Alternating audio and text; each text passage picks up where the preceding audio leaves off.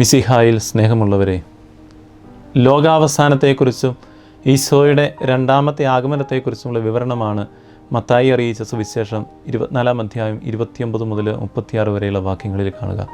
24 അധ്യായത്തിലെ യുഗാന്ത്യോന്മുഖ പ്രഭാഷണത്തിൻ്റെ പ്രധാന ഭാഗമാണിത്. 24 അധ്യായത്തിൽ തന്നെ 3-ാം വാക്യത്തിൽ ശിഷ്യന്മാർ ഈശോയെ സമീപിച്ച് ചോദിക്കുന്നതായി വിവരിക്കുന്നുണ്ട്. അവരുടെ ആവശ്യം ഇതാണ്: ഇതെല്ലാം എപ്പോൾ സംഭവിക്കുമെന്നും ഈശോയുടെ ആഗമനത്തിൻ്റെയും യുഗാന്തത്തിൻ്റെയും അടയാളം എന്താണെന്ന് തങ്ങൾക്ക് പറഞ്ഞു തരണമേ എന്നാണ്. അതിനുള്ള ഈശോയുടെ മറുപടിയാണ് ഇന്നത്തെ നമ്മുടെ പരിചിന്തന വിഷയം. യുഗാന്ത്യത്തിൽ പ്രധാനമായി നടക്കാനിരിക്കുന്ന 3 പ്രത്യേക സംഭവങ്ങളും അതിനോട് ബന്ധപ്പെട്ട കാര്യങ്ങളും അത് തിരിച്ചറിയേണ്ടതിൻ്റെ ആവശ്യകതയും ഈശോ വിവരിക്കുകയാണിവിടെ. ഒന്നാമതായി, യുഗാന്ത്യത്തിൽ പ്രപഞ്ചത്തിൽ എന്ത് സംഭവിക്കുന്നു എന്നുള്ളതാണ് ചോദ്യം. യുദ്ധങ്ങൾ, ഭൂകമ്പങ്ങൾ, ഉഗ്രപീഡനങ്ങൾ, ദുരന്തങ്ങൾ എന്നിങ്ങനെ കഷ്ടതയുടെ കാലഘട്ടമാണ് യുഗാന്ത്യമെന്ന് ഇതിനു മുമ്പത്തെ വചനഭാഗത്ത് ഈശോ പറഞ്ഞു വയ്ക്കുന്നുണ്ട്. ഏഷ്യ 13:10 ഉദ്ധരിച്ചുകൊണ്ട് ഈശോ പറയുന്നു: പൊടുന്നനെ സൂര്യൻ ഇരുണ്ടുപോകും, ചന്ദ്രൻ പ്രകാശം തരികയില്ല, നക്ഷത്രങ്ങൾ ആകാശത്ത് നിന്ന് നിപതിക്കും, ആകാശശക്തികൾ ഇളകുകയും ചെയ്യും. ഈശോയുടെ മരണത്തിലും ഇതേ അടയാളങ്ങൾ തന്നെ നാം കാണുന്നുണ്ട്. ജോയൽ പ്രവാചകന് വിവരിക്കുന്നു: കർത്താവിൻ്റെ ദിനത്തിൽ ഭൂമി കുലുങ്ങുമെന്നും ആകാശം വിറകൊള്ളുമെന്നും. സത്യത്തിൽ ലോകത്തിൻ്റെ അവസാനത്തെക്കുറിച്ചല്ല, ലോകത്തിൻ്റെ രൂപാന്തരത്തെക്കുറിച്ചാണ് ഈശോ പഠിപ്പിക്കുക. ഈശോ പറയുന്ന രണ്ടാമത്തെ സംഭവത്തോട് ബന്ധിപ്പിച്ച് നമുക്കിതിനെ മനസ്സിലാക്കാനായി സാധിക്കൂ. അതായത്, രണ്ടാമതായി ഈശോ വിവരിക്കുക മനുഷ്യപുത്രൻ്റെ രണ്ടാമത്തെ ആഗമനത്തെക്കുറിച്ചാണ്. യുഗാന്ത്യത്തിൽ സംഭവിക്കുന്നതാണത്. അതിനെക്കുറിച്ച് പറയുന്നത് ഇപ്രകാരമാണ്: ആകാശത്തിൽ മനുഷ്യപുത്രൻ്റെ അടയാളം പ്രത്യക്ഷപ്പെടും. മനുഷ്യപുത്രൻ വാനമേഘങ്ങളിൽ ശക്തിയോടും മഹത്വത്തോടും കൂടെ വരും. ശക്തിയോടും മഹത്വത്തോടും കൂടെ പ്രത്യക്ഷനാകുന്ന ഈശോയുടെ മുമ്പിൽ പ്രപഞ്ചശക്തികളായ സൂര്യനും ചന്ദ്രനും നക്ഷത്രങ്ങളും ഭൂമിയുമൊക്കെ നിഷ്പ്രഭമായി പോകും. അതുകൊണ്ടാണ് ആദ്യം പ്രപഞ്ചത്തിൽ സംഭവിക്കുന്ന കാര്യങ്ങളും പിന്നീട് ഈശോയുടെ ആഗമനവും എന്നല്ല, രണ്ടും ഒരുമിച്ച് സംഭവിക്കുന്നതാണ് എന്ന് ചില ബൈബിൾ പണ്ഡിതന്മാർ പറയുക. മനുഷ്യപുത്രൻ്റെ ആഗമനം സുവിശേഷങ്ങളുടെ ഒരു ഇഷ്ടവിഷയമാണ്. നമ്മുടെ ഏറ്റവും വലിയ പ്രത്യാശ ഈശോയാണ്. പരിശുദ്ധ കുർബാനയിൽ നാം പ്രാർത്ഥിക്കുന്നു: പ്രവാചകന്മാരുടെ പ്രതീക്ഷയും പഴയ നിയമത്തിൻ്റെ പൂർത്തീകരണവുമായ മിശിഹായെ എന്ന്. നമുക്ക് മുൻപേ അവിടുന്ന് സ്വർഗത്തിലെത്തി, നമ്മെ കൂട്ടിക്കൊണ്ടു പോകാൻ അവിടുന്ന് വീണ്ടും വരും. ഈ ഒരു പ്രത്യാശയാണ് ഓരോ ക്രൈസ്തവനെയും നയിക്കേണ്ടത്. മൂന്നാമതായി, തിരഞ്ഞെടുക്കപ്പെട്ടവരുടെ ഒരുമിച്ച് കൂട്ടലിനെ കുറിച്ചാണ് ഈശോ പറയുക. ചിതറിക്കപ്പെട്ട ഇസ്രായേൽ ജനത്തെയല്ല മനുഷ്യപുത്രൻ രണ്ടാമത്തെ ആഗമനത്തിൽ ഒരുമിച്ച് കൂട്ടുന്നത്, തിരഞ്ഞെടുക്കപ്പെട്ടവരെയാണ്, പുതിയ ഇസ്രായേലിനെയാണ്, അതായത് ഈശോയിൽ വിശ്വസിക്കുന്നവരെയാണ്. മനുഷ്യപുത്രൻ്റെ ആഗമനത്തിൻ്റെ ഉദ്ദേശ ലക്ഷ്യമാണിത്. ഒരുമിച്ച് കൂട്ടപ്പെട്ടവർക്ക് ഈ പ്രപഞ്ചത്തിനപ്പുറം നിത്യജീവിതം ഉണ്ട് എന്ന് വെളിവാക്കുകയാണ് ഈശോ ഇവിടെ. നാലാമതായി, അത്തിമരത്തിൻ്റെ ഉപമ പറഞ്ഞ് മനുഷ്യപുത്രൻ്റെ വരവ് സുനിശ്ചിതമാണ്, അതുകൊണ്ട് ജാഗരൂകരായിരിക്കണമെന്ന് ഈശോ വ്യക്തമാക്കുന്നു. കാലത്തിൻ്റെ അടയാളങ്ങൾ മനസ്സിലാക്കാൻ ശ്രദ്ധിക്കണം.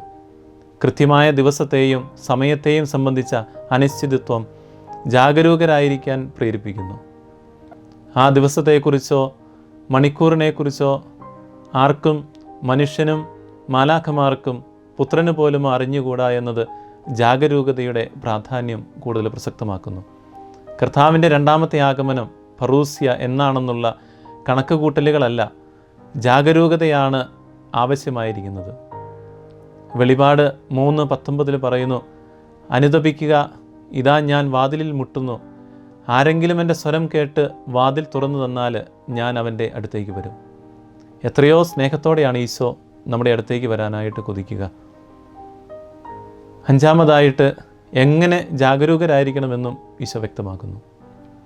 ഈശോ തന്നെ പറയുന്നു: ആകാശവും ഭൂമിയും കടന്നു പോകും, എന്നാൽ എൻ്റെ വചനങ്ങൾ കടന്നു പോവുകയില്ല. ഈശോയുടെ വചനം, ആദിയിലുണ്ടായിരുന്ന വചനം നിത്യതയെ പുൽകുന്നതാണ്. ആ വചനമായിരിക്കണം നമ്മെ നിത്യതയിലേക്ക് നയിക്കേണ്ടത്. എങ്ങനെ ജാഗരൂകരായിരിക്കണം എന്നതിനുള്ള ഉത്തരമാണിത്. നീ ഈശോയുടെ വചനമനുസരിച്ച് ജീവിച്ച് ഈശോയെ കണ്ടുമുട്ടാൻ തയ്യാറാവുക. അത് 1-2 ദിവസത്തേക്ക് മാത്രം നീണ്ടു നിൽക്കേണ്ട ഒന്നല്ല, ജീവിതകാലം മുഴുവൻ തുടരേണ്ടതാണ്. കാരണം ഈശോയുടെ രണ്ടാമത്തെ ആഗമനം എന്നാണെന്ന് ആർക്കും അറിയില്ല. വചനം പറയുന്നു, ആ ദിവസത്തെക്കുറിച്ചോ മണിക്കൂറിനെക്കുറിച്ചോ പിതാവിനല്ലാതെ മറ്റാർക്കും, സ്വർഗത്തിലെ ദൂതന്മാർക്കോ പുത്രന് പോലുമോ അറിഞ്ഞുകൂടാ എന്ന്.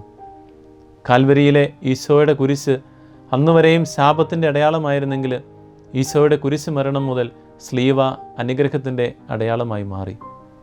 ആ സ്ലീവ അടയാളത്തോടു കൂടിയാണ് ഈശോ രണ്ടാമതും പ്രത്യക്ഷപ്പെടുക. ഈശോയുടെ ആ രണ്ടാമത്തെ ആഗമനത്തിൽ നല്ല കള്ളൻ കുരിശിൽ കിടന്ന് അനുഗ്രഹം നേടിയെടുത്തതുപോലെ നാമും അനുഗ്രഹിക്കപ്പെട്ടവരാകണം. അവൻ്റെ ആഗ്രഹം എന്തായിരുന്നു? പറുദീസായിലായിരിക്കുമ്പോൾ തന്നെ കൂടി ഓർക്കണമേ എന്നായിരുന്നു. പക്ഷേ മറ്റേ കള്ളന് പറുദീസ അല്ലെങ്കിൽ രക്ഷയെക്കുറിച്ച് ചിന്തയില്ലാതെ പോയി. അതുകൊണ്ട് അവന് കുരിശ് ഒരു ശാപമായി തന്നെ അവശേഷിച്ചു. പറുദീസ, രക്ഷ അല്ലെങ്കിൽ സ്വർഗം എന്നിവയെക്കുറിച്ചുള്ള ചിന്തയാണ് ഈശോയുടെ രണ്ടാമത്തെ ആഗമനം പ്രതീക്ഷിച്ചിരിക്കുന്നവരെ എപ്പോഴും നയിക്കേണ്ടത്. സ്വർഗത്തിൽ എത്തിച്ചേരുക എന്ന ആഗ്രഹം ഉള്ളിൽ സൂക്ഷിക്കുന്നവർക്ക് മാത്രമേ വിശുദ്ധരായി ജീവിക്കാൻ കഴിയൂ. വിശുദ്ധ കൊച്ചുത്രേസ്യ എഴുതുന്നു, എൻ്റെ സഹോദരിയായ പൗളിനോടൊപ്പം മഠത്തിൽ ചേരുന്നതിന് ഞാൻ അതിയായി ആഗ്രഹിച്ചു. അത് മഠത്തിൽ പൗളിനോടൊപ്പം ആയിരിക്കുക എന്നതല്ല, ചേച്ചിയോടൊപ്പം സ്വർഗം കാത്തിരിക്കുക എന്നതാണ്. മരണാസന്ന നിലയിലായിരുന്ന ടൂർസിലെ വിശുദ്ധ മാർട്ടിനെ മാറ്റിക്കിടത്താൻ വന്നവരോട് അദ്ദേഹം പറഞ്ഞത് ഇപ്രകാരമാണ്: ഭൂമിയിലേക്ക് നോക്കാതെ സ്വർഗത്തിലേക്ക് നോക്കാൻ നിങ്ങളെന്നെ അനുവദിക്കുക. സദാ ജാഗരൂകനായ ഭൃത്യനെ പോലെ ജീവിക്കാനുള്ള വിവേകം നമുക്കുണ്ടാകണം. നമ്മുടെ ചുമതലകൾ അതെന്തുമാകട്ടെ അതിനോട് 100% വിശ്വസ്തത പുലർത്തുക എന്നത് മാത്രമാണ് നമ്മുടെ ഉത്തരവാദിത്വം. ഒരു മരണചിന്തയിൽ ജീവിക്കാനായാൽ നമുക്കതിന് എളുപ്പം കഴിഞ്ഞേക്കും. കാരണം പ്രതീക്ഷിക്കാത്ത ദിവസത്തിലും അറിയാത്ത മണിക്കൂറിലുമായിരിക്കും യജമാനൻ്റെ വരവ്. അങ്ങനെയൊരു ചിന്തയില്ലാത്തവരെക്കുറിച്ചാണ് ഈശോ പറയുക, അവർ തിന്നും കുടിച്ചും വിവാഹം ചെയ്തു കൊടുത്തും കഴിഞ്ഞു പോകുന്നുവെന്ന്. പരിശുദ്ധ ഫ്രാൻസിസ് പാപ്പ പറയുന്നുണ്ട്, ക്രിസ്തുവുമായുള്ള മനോഹരമായൊരു നേർക്കാഴ്ചയ്ക്ക് ഒരുങ്ങിയിരിക്കുക എന്ന്.